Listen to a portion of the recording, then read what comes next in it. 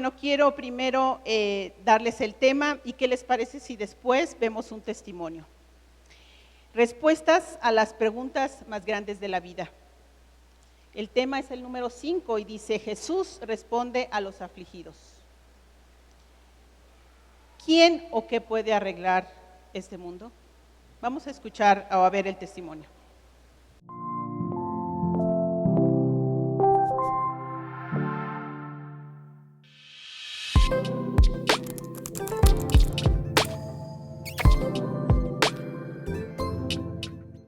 Mi nombre es Vanessa Aguilar, tengo 36 años y trabajo en el Seguro Social. Tengo 2 hijos, un niño de 12 años y una niña de 8. Yo soy hija de madre soltera, nací en Monterrey, Nuevo León y crecí en Cárdenas, San Luis Potosí. Hasta que yo tenía 4 años de edad, mis papás se casan, sin embargo el matrimonio no funcionó y poco tiempo después se divorciaron, sin embargo nunca conviví con mi papá, nunca viví con él.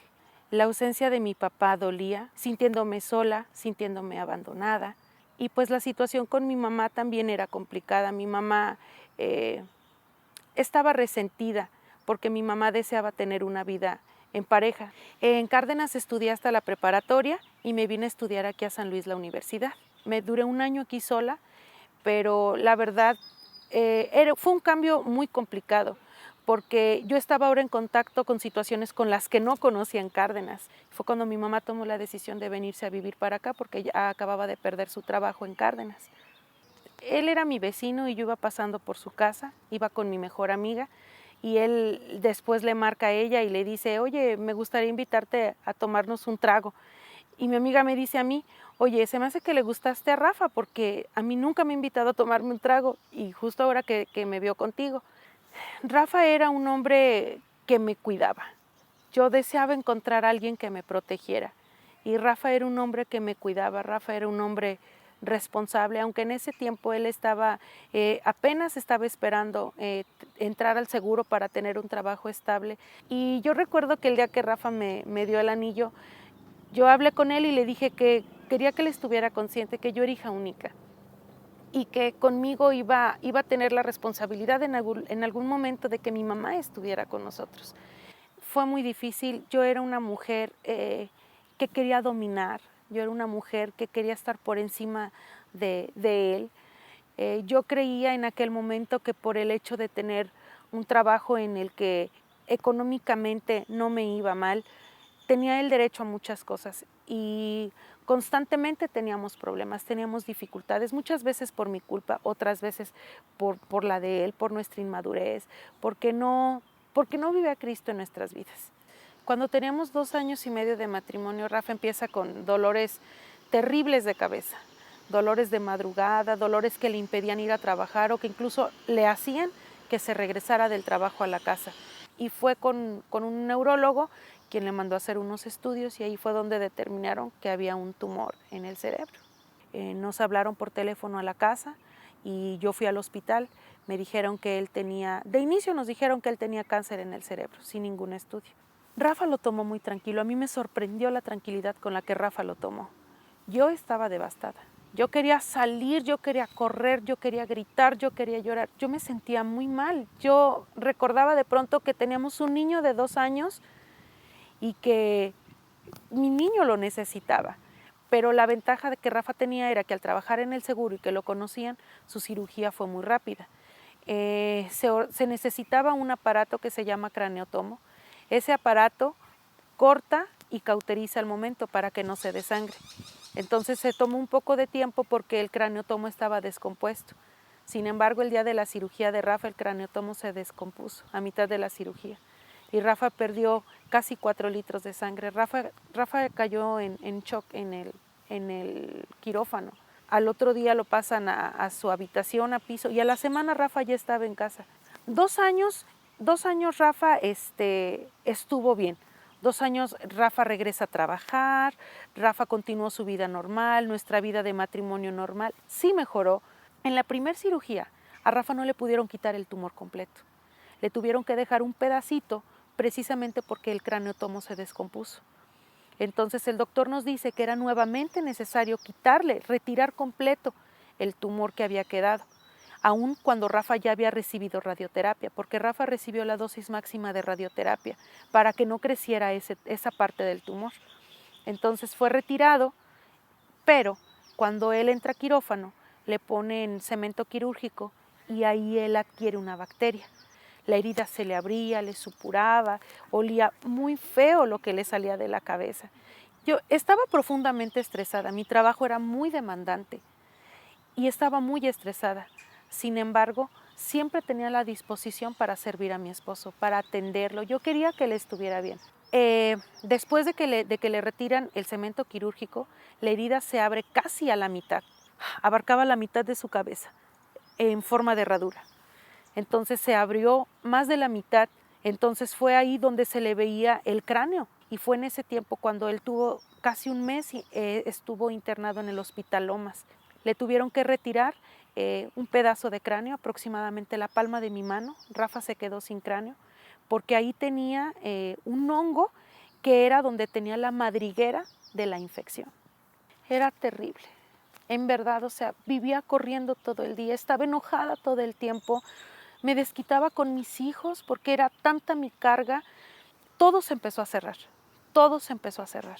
Después de la cirugía de Rafa, puertas cerradas, puertas cerradas, puertas cerradas. Y ahí fue donde empezamos a ver que lo único en lo que podíamos depender era de Dios. Solamente podíamos depender de Dios. Ya estaba en el grupo de Renovación Católica y tenía un acercamiento con Dios. Y siempre me decían, tienes que aprender a depender de Dios, tienes que aprender a depender de Dios. Y Dios empezó a mostrar, y Dios empezó a decir, soy yo el único recurso que tienes. No confíes en el médico, no confíes en el hospital, no confíes en tu seguro, confía en mí. Cuando yo llegué a Cristo en Renovación, cuando yo llegué a Renovación, Dios era mi tablita de salvación. Dios era ya lo único que me quedaba.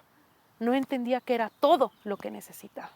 Y el doctor con el que él estaba le dice, Rafa, empiezo a ver que arrastras nuevamente el pie. Y fue ahí donde Rafa se vuelve a hacer una tomografía y había crecido nuevamente el tumor. Para Rafa fue difícil. En ese momento yo me sentía bien en mi relación con Dios. En ese momento yo recuerdo que yo llegué a la casa y estaban mis suegros y Rafa estaba llorando y le pregunté, ¿qué pasa? Y me dice Rafa, Vane, me creció nuevamente el tumor. Y después le dije a Rafa, voy a salir.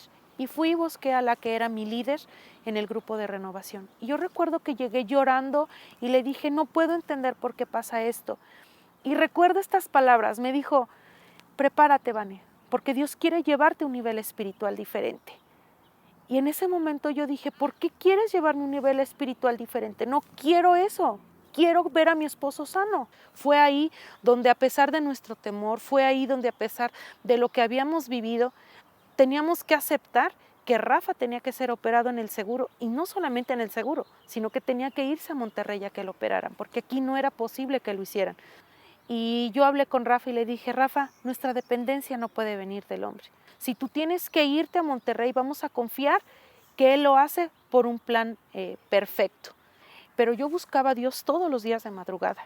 Yo buscaba a las 3 de la mañana a Dios en oración, clamando. Y el Señor me hacía sentir que nos casáramos, que nos casáramos. Y yo recuerdo que hablé con Rafa y le dije, es que Rafa, en oración el Señor me hace sentir que debemos casarnos. Y en una semana me hicieron mi vestido de novia y el pastor Arturo nos casó en Agape. Y desde ahí ya me quedé. Dios me había llevado a entender que el único lugar seguro en el que podía estar era en Él. Después de mucho tiempo, después de mucha oración, nos dicen que ya estaba todo listo para que operaran a Rafa. Y yo recuerdo que para mí fue muy difícil ver que Rafa iba mal, iba muy mal. Fue un tiempo muy complicado, fue un tiempo donde estuvieron batallando mucho porque Rafa necesitaba una placa, porque precisamente no tenía el cráneo, entonces necesitaba una placa de titanio que el IMSS no estaba dispuesto a cubrir. En ese momento yo lo creía, sin embargo después Dios empezó a hablar a mi vida y este era un trato para Rafa. Este era un momento en el que Rafa tenía que tener un tiempo a solas con Dios, en el que Rafa tenía que sentirse tan vulnerable, tan solo, tan abandonado para poder recurrir a Dios. Y yo recuerdo que en ese tiempo yo estaba aquí y le compré una Biblia y me fui a Monterrey a verlo, y del 7º piso lo dejaron bajar a la planta baja que viera a mis hijos. Y él estuvo ahí con los niños y yo sé que ese tiempo y esa Biblia fueron su mejor compañía. Y Rafa lo decía, y mi suegro también. Esa Biblia era en su compañía, pero era necesario que pasaran ese tiempo, porque Rafa necesitaba sentir el peso de la soledad para saber que Dios era fiel, que Dios iba a hacer las cosas. Dios abrió puertas y se consiguió la placa. Regreso como a los 15 días a Monterrey para que Rafa fuera operado. Rafa duró 17 días en coma inducido. Daban indicaciones o daban informes en los cuales pues no eran muy esperanzadores. Y después de 23 días, Rafa regresa nuevamente. No podía caminar, su cerebro aún estaba inflamado. Y de pronto se empezaba a rascar y decía, no hagan ruido, me siento mal, me siento mal. No sabíamos qué hacer. Eso fue probablemente el tiempo más difícil. Y yo recuerdo que yo cuestioné y yo le dije, si no lo vas a sanar, ¿para qué quieres que me quede? Y Dios habló a mi vida con esta palabra y me dijo, vas a ir por fe, no vas a ir por vista. Fue un año, el año más difícil del proceso de su enfermedad. Sin embargo, poco a poco se fue deteriorando. Su piel estaba muy manipulada y aún con la placa de titanio, su piel se abría. Y desde el mes de mayo, el Espíritu Santo me hacía sentir que algo no andaba bien. Pero yo no dejaba de orar, yo no dejaba de tener tiempos con Dios. Entonces, era lo que me mantenía, era la oración lo que me mantenía fuerte, era la oración lo que me mantenía firme. Y fui con el doctor, con el neurocirujano, y le dije, doctor, quiero que me cheque las tomografías. Neurológicamente no veo bien a Rafa. Va al consultorio del cirujano plástico y observa las tomografías. Y voltea a Rafa y le dice, doctor, ¿cómo me ve? Y el doctor le dice, bien, campeón, todo está bien, solo tienes el cerebro inflamado. Y el doctor me hace una seña con los ojos para que fuera a su consultorio. Y mi suegra y yo nos salimos y vamos y el doctor me dice, no hay nada que hacer. Le doy aproximadamente 3 semanas para que Rafa no los reconozca. El tumor creció y ya invadió el hemisferio derecho, ya no hay nada que hacerle. Y yo de pronto entender el que él se iba, el que ya era lo último, era difícil porque mi fe no había menguado. Sin embargo, yo no dejé de buscar a Dios. Yo recuerdo que yo agarraba mi Biblia a todos lados y yo le decía, yo te pido que me hables, háblame por favor, dime que no es cierto, dime que no se va a morir. Y lo primero, la manera en la que Dios me habla a través de la palabra fue por mis hijos, porque el Señor sabía que yo estaba más preocupada por mis hijos que por mí. Y el Señor me dice, no los dejaré huérfanos, yo vendré a vosotros. Y entré a un proceso de oración y de más desgaste físico, porque la condición de Rafa cada vez era más complicada, poco a poco fue perdiendo sus sentidos. Pero hubo un día en el que Rafa estaba en la silla de ruedas y él estaba en la planta alta, yo andaba barriendo, y Rafa tenía una alabanza, y yo recuerdo que Rafa cantaba, cuán grande es Dios, cántale cuán grande es Dios, y a Rafa era difícil escucharlo cantar, pero ese día Rafa adoraba a Dios con tanta pasión que no soporté quedarme arriba. Yo me bajé y me agarré a llorar y le dije, Señor, gracias porque mi esposo está listo para ir a hacer al cielo lo que ha aprendido a hacer en la tierra. Ese día que le administramos las 2 dosis del medicamento, Rafa despierta a las 7 de la mañana y dice, balbuceando, sus palabras ya eran arrastradas, pero Rafa lo primero que despierta y dice es, y mi padre me dijo, levántate y anda. Y yo estoy cansado, me voy a mi casa. Y yo le decía, Rafa, ¿estás preparado? Vete, estás listo, ya vete a descansar. Y tú puedes pensar, ¿cómo si tú vives una vida pegada a Dios puede pasar esto? Cuando viene un momento de dificultad, cuando tu fe se ha puesto a prueba, tienes 2 opciones. O te quedas con Dios, aunque no entiendas lo que pasó, o te alejas y te enojas. Y en ese proceso descubrí que mi lugar más seguro era quedarme con Dios, aunque no entendiera. Porque Él sigue siendo Dios y Él sigue siendo soberano. Y Rafa tenía que partir de donde venía. Rafa no era mío, Rafa era de Dios.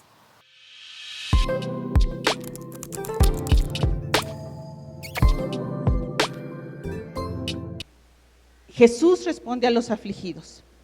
Y viendo la raíz de la palabra afligidos, porque la Biblia se basa en el griego, que es el idioma original, afligidos significa estar en agonía, en una profunda tristeza. Entonces, sabiendo lo que significa la palabra, podemos entender qué sentimientos estaba manejando en esta situación. La primera vez que se usa la palabra afligido, se usa en Génesis, en la historia, cuando los hermanos de José lo venden y ellos dicen: hemos pecado al ver la gran aflicción de su hermano. Entonces podemos entender cuál era el sentimiento que estaba teniendo. La aflicción y el dolor tienen muchos rostros. Las reacciones hacia el dolor son múltiples, así como las causas de la aflicción. David en el Salmo 39 nos muestra cómo estaba sintiéndose él. No nos dice qué estaba pasando. Nosotros conocemos la historia de David y podemos darnos una idea. Pueden haber sido dos situaciones, pero vamos pasando al Salmo 39. Ahorita vamos a regresar con la historia de Marta y María para entender. Pero el rey David dice en el Salmo que le escribió: me dije, tendré cuidado con lo que hago y no pecaré en lo que digo. Refrenaré la lengua cuando los que viven sin Dios anden cerca. Pero mientras estaba allí en silencio, sin ni siquiera hablar de cosas buenas, el torbellino en mi interior se hizo cada vez peor. ¿El dolor es capaz de hacer que una persona pueda sobrellevarlo en silencio? Sí, sí puedes llevar el dolor en silencio. ¿Es bueno? Con el tiempo te cobra la factura. Ahora podemos entender que hay gente que sufre de gastritis, de colitis, incluso hasta cáncer. David decidió llevar el dolor en silencio y eso hizo que también se convirtiera en una ira acumulada a causa del sufrimiento aparentemente injusto que estaba experimentando. Si recuerdan la historia de David, pudo haber sido el momento en el que Saúl lo estaba persiguiendo. Era una injusticia porque él no había hecho nada, él lo había ayudado, lo trabajaba para él, lo confortaba en momentos de angustia cuando tocaba sus salmos. Mas sin embargo, Saúl había experimentado el ya no sentir la presencia de Dios con él y eso lo angustiaba, lo hacía sentir envidia y hasta paranoia. Entonces pudo haber sido esta situación en la que él se inspiró, David se inspiró a escribir este salmo. También David sufrió otro problema que fue injusto. Su hijo Absalón se rebeló contra él, era su hijo. Y David no podía hacer nada en contra de su hijo, lo amaba y él decidió salir huyendo y vivir lejos porque no iba a hacer nada en contra de Absalón. Era su hijo amado.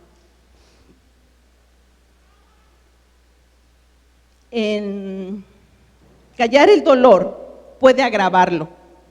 En el versículo 3 dice así: cuando más pensaba, más me enardecía, hasta que disparé un fuego de palabras. Te da vueltas la injusticia, te da vuelta lo que está sucediendo y te lo callas. Al menos esa fue la experiencia del rey David, ya que toda esa queja contenida se convirtió en hiel de amargura y luego se desbordó como un volcán. Nosotros estuvimos viviendo en Malasia 11 años y aprendimos muchas cosas de su cultura. Y una cosa interesante que ellos tienen, la palabra especial se llama amok, y esto significa que te vuelves loco. Y es el resultado de que Malasia tienen una cultura de que todo es armonía, nadie se pelea, se ve muy mal que se peleen. Entonces, yo estoy en desacuerdo contigo, tú me haces algo malo, yo me lo callo y no digo nada, y no digo nada. Veo una injusticia en mi vida, no digo nada, no digo nada. Y seguido salían noticias en el periódico y decían, se volvió amok, y se está amok. y decíamos nosotros, ¿de dónde viene eso? ¿Qué significado? ¿Es una palabra de ellos nada más?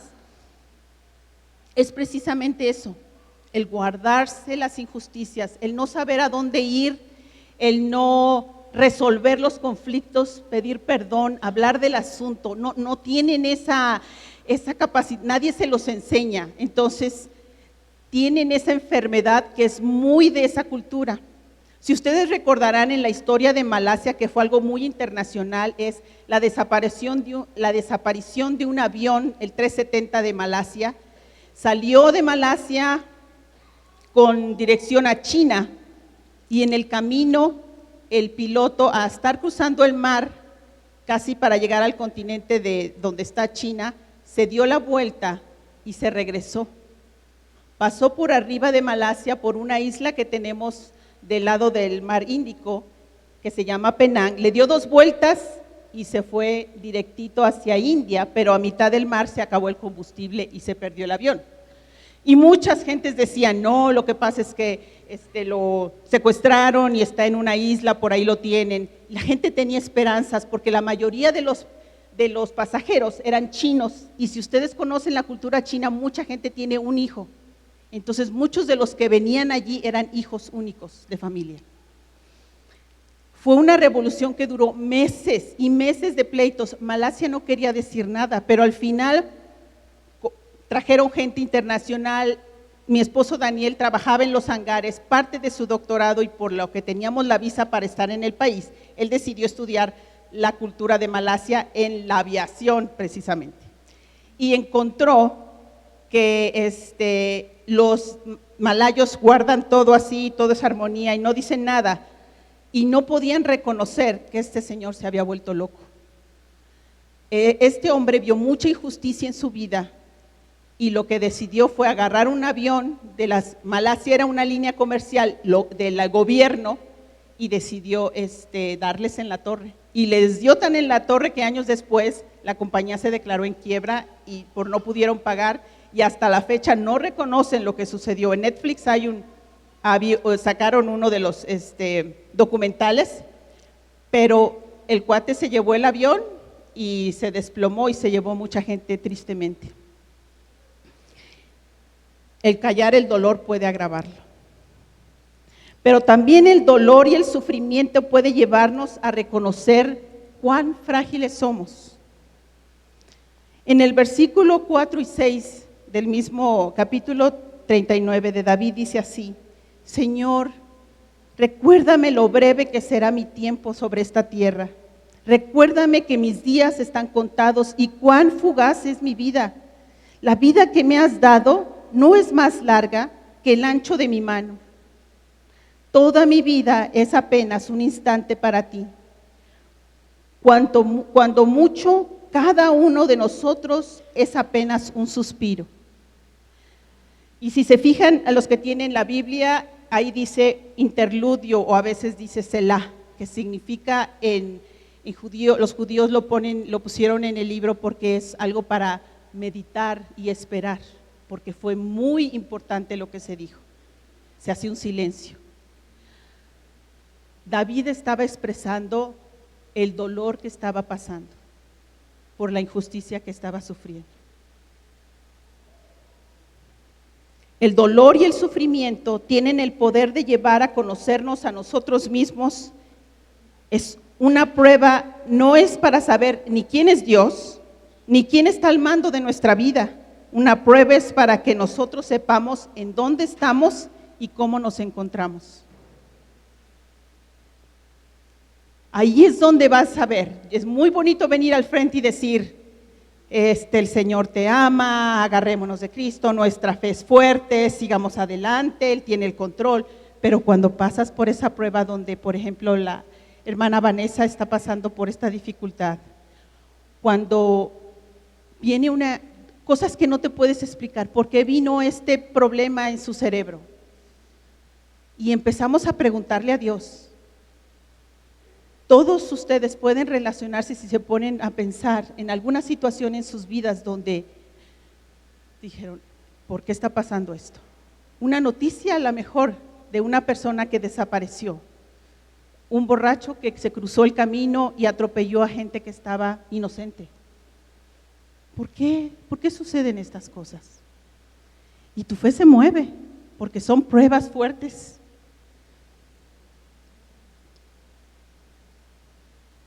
Muchas veces el dolor puede hacernos dudar del amor de Dios. En el versículo 9 y 10 dice así: en silencio estoy delante de ti, no diré ni una palabra, porque mi castigo proviene de ti. Pero por favor, deja de castigarme. Estoy agotado por los golpes de tu mano. Cuando nos disciplinas por nuestros pecados, consumes como una polilla lo que estimamos precioso. Cada uno de nosotros es apenas un suspiro. Y ahí otra vez viene la palabra interludio. Es cierto, somos un suspiro en la vida. Y cuando vienen estos problemas y estas pruebas, vemos la fragilidad como humanos de que no podemos resolver el problema o de que los doctores o los médicos no nos pueden dar una solución y entonces tenemos que volver y agarrarnos del Señor. Hay una pregunta que surge ante el sufrimiento: ¿por qué Dios no impide el mal? Y luego vienen las siguientes respuestas: o bien no puede, y entonces creemos que Dios no es omnipotente, o bien no quiere, y entonces pensamos que Dios no es bueno, no es justo, no es santo, o no puede y no quiere, y entonces pensamos que Dios es un Dios perverso. Pero en realidad, Dios sí quiere y Dios puede. Y entonces concluimos que Él es nuestra esperanza. Como dice el Salmo 39 en el versículo 7. Entonces, Señor, ¿dónde pongo mi esperanza? Mi única esperanza está en ti. Y esa es la situación del rey David. Y es por eso que a él se reconoce como un hombre según el corazón de Dios. Pero vamos a ver la situación que sucede en Jesús. La respuesta que le da Jesús mismo a Marta y a María. Dos mujeres, dos hermanas que hacen la misma pregunta: Señor, si tú hubieras estado aquí, porque ellas vieron los milagros que hizo Jesús. Ellas sabían que Jesús podía haber sanado a su hermano Lázaro. 4 días pasaron y fue cuando Jesús vino.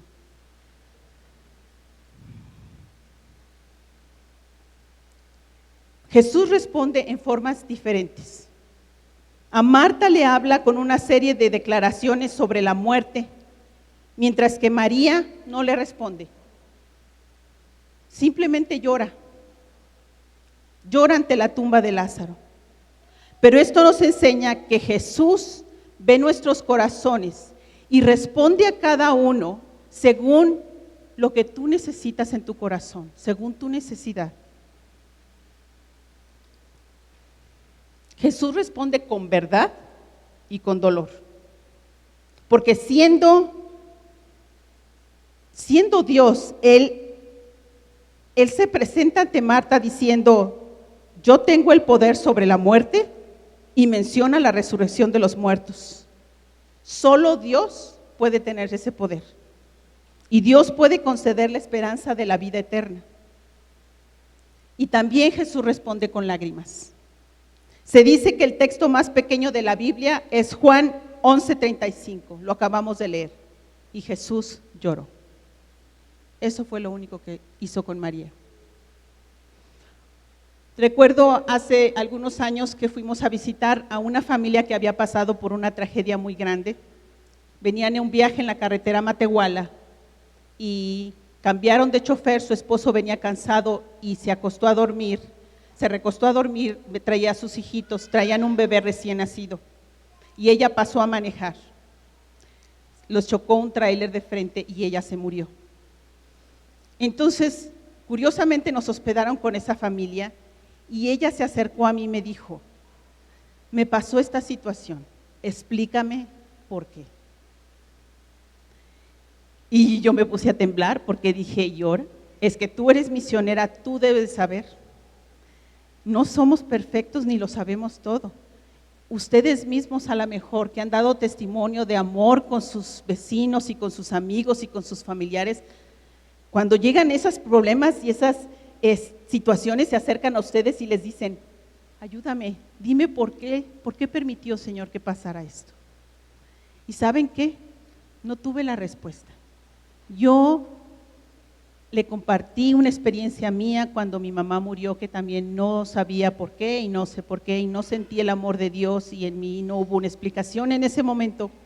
La abracé y lloré con ella porque me conmovió mucho su situación. Eso fue lo que el Señor puso en mi corazón en ese momento. Así que cuando lleguen situaciones en tu vida donde haya gente que te pregunte y que quiera saber una respuesta y tú digas, sóplame, Señor, Espíritu Santo, ¿qué le digo? Dame una palabra. A veces lo que te está diciendo el Espíritu Santo es que abraces a la gente y llores con ella, porque Jesús lo hizo. Jesús respondió de esa manera, siendo Dios mismo. Él, no solamente Jesús era 100% Dios, sino era 100% humano. Él se conmovió con el dolor que vio. Sufrió la pérdida de su amigo, incluso los amigos de la familia dijeron, mira cómo los amaba. Jesús se compadece de cada uno porque Él conoce el sufrimiento. Si comparamos a Jesús con dioses de otras culturas, incluso el mismo Dios que conocen los musulmanes, que es el Dios creador, ellos no pueden entender que Dios se compadezca de ellos o que Dios haya conocido el sufrimiento, porque en la idea de los musulmanes, ellos dicen, Dios no pudo haber matado o dejado que Jesús haya sufrido lo que sufrió, porque Dios es grande y es poderoso, Dios lo salvó. Ellos dicen que cuando apresaron al Mesías, así le mencionan, se le cambió la cara. Dios le cambió la cara y entonces la cara de Judas se puso en la cara de Jesús y entonces salió y al que tenían preso lo crucificaron. Entonces Jesús se fue al cielo y está con Dios, ahí están bien, pero ellos no pueden entender la crucifixión porque no pueden entender en su mente, Dios no puede venir al mundo como un ser humano, Él es santo, Él es perfecto, es cierto. Pero ellos no pueden entender la Trinidad, no saben que es uno. Ellos dicen, ustedes tienen muchos dioses, tienen a María, tienen a Jesús y tienen al Espíritu Santo y tienen a Dios, nosotros creemos en un solo Dios. Sí, yo también creo en un solo Dios, pero el concepto para entenderlos es muy difícil. Ellos tienen un libro que es el Corán y pocos lo leen, pero el Corán dice que tú tienes que leer los libros anteriores, que es el Antiguo Testamento, los Salmos y el Pentateuco. Pero ellos dicen, sí, nosotros nos dicen que tenemos que leer, pero nunca lo leen, porque van solamente a escuchar lo que el viernes se les enseña y eso ya está suficiente. También en el Corán dice que los que siguen a Jesús son son hijos de Dios, son musulmanes. Y eso ellos cuando Daniel a un amigo le confrontó con esa parte del Corán, él dejó de hablarnos. Prefirió no creer por el coraje a leer su propio libro y decir, tienes razón. Es ahí donde no se les enseña a poder estudiar, entender y creer. Jesús fue vulnerable 100%. Y por lo mismo, Él puede acercarse a nosotros y saber lo que necesitamos. Conclusión. ¿Te has preguntado alguna vez si el sacrificio de Jesús podía haber sido de otra manera? ¿Qué hubiera pasado? Que a Jesús mejor lo hubieran ahorcado. Mira, rapidito, no sufrió, sí se sacrificó y ya. O que a Jesús mejor lo hubieran decapitado. También se sacrificó, ¿verdad? Pero no sufrió, fue rapidito. O que a Jesús le hubieran dado una sustancia venenosa. También se sacrificó, pero no sufrió. No sé si ustedes llegaron a ver la película de La Pasión de Mel Gibson. Para mí fue muy fuerte. Hubo muchas escenas en que yo cerré los ojos porque el ver todo lo que pasó Jesús, o sea, tú lees la Biblia y lo menciona y lo describe, pero cuando lo ven tus ojos es muy fuerte. Es algo que nadie debía de sufrir, y el Jesús menos. Pero fue algo que Jesús planeó junto con Dios desde el momento que Eva tocó con sus labios la fruta prohibida y desobedeció. Eso fue planeado desde entonces. Jesús también plantó ese árbol de donde sacó la madera para hacer la cruz, y pusieron también el hierro en la tierra donde se hicieron los clavos para clavarlo. ¿Quién lo crucificó? ¿Fueron los judíos? No. ¿Fueron los romanos? Tampoco.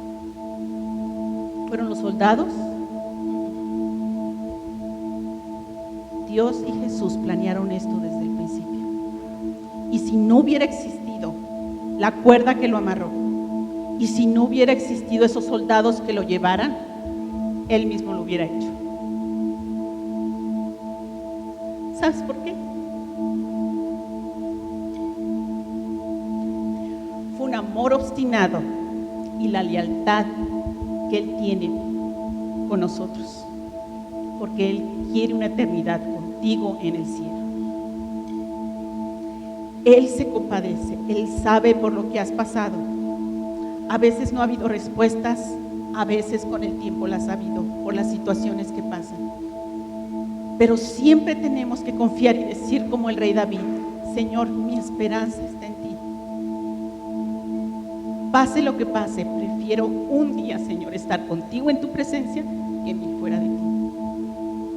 Aunque tenga que pasar este camino, Señor, yo te seguiré.